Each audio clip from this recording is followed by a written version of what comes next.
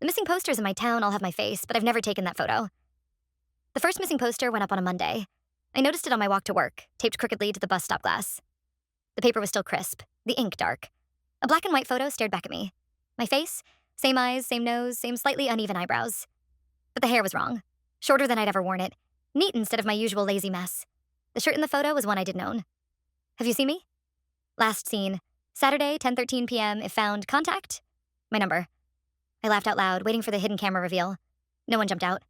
Cars passed. Nobody glanced twice at the poster or at me standing right in front of it. At work, I told my coworker Jess about it. Someone's messing with me, I said. They used my face on a missing poster. Her smile froze halfway. That's weird, she said carefully. You probably just look like him. Jess, it has my number. She turned back to her computer, fingers tightening around her mouse.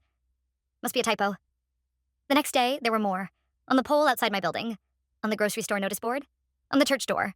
Every poster used the same wording, but the photo changed. In one, I was wearing glasses I never bought. In another, I had a small scar on my chin that I didn't have.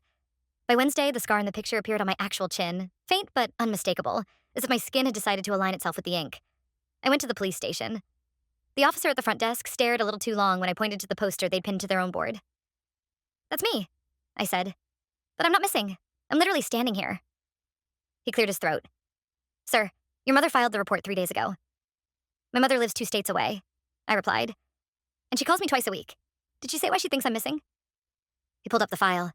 His eyes flicked over the screen. She said you never came home, he said. From work, last Saturday. I live alone, I said. I stopped. My apartment suddenly felt like a story someone else told me. Familiar, but thin at the edges. The officer turned his monitor slightly. Grainy footage from a traffic camera played. A man who looked exactly like me walked down Main Street at 10:12 p.m., hands in his pockets. At 10:13, he passed out of frame. He never appeared on the next camera. Look, I said, rubbing my temples. I was home, sleeping, alone. You have no proof I'm missing. He paused, then leaned in. Then why? He asked quietly. Are there 2 reports? One from this week, and one from 8 years ago? He clicked another tab. Another missing poster filled the screen. Same face. Same scar I hadn't had until yesterday. The paper looked older, the edges curled like it had been scanned from something pulled off a wall long ago. The date at the bottom read, reported missing, October 14th, 2017. The name at the top wasn't mine. It was close. Same initials, same number of letters, but not the name I'd used my entire life. The officer swallowed. We found this taped behind the new posters this morning. He said, someone's been covering it up. On the faded image, my face stared back, eyes a little emptier, as if it had been waiting longer. Underneath the photo, in careful block letters, someone had handwritten a note. Found. Do not remove. He always comes back wrong.